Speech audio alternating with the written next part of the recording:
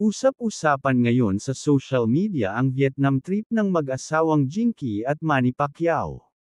Paano ba naman kasi, na-meet at nakabonding nila ang sikat na Taiwanese-American singer-actor na si Vanessa Wu?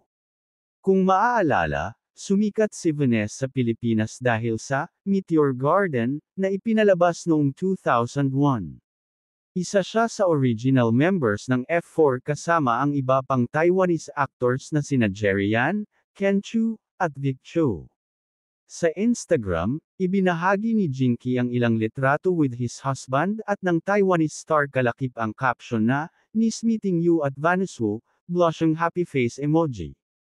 Kasunod niyan ay ipinost din ng asawa ni Pacman ang isang video na tila nasa isang dining room na kung saan makikitang nag-uusap at nagtatawanan silang tatlo kasama ang iba pa nilang mga kaibigan. At dahil dyan maraming mga netizen ang napapa sana all sa kanila. Ikaw mapapa sana all ka rin ba?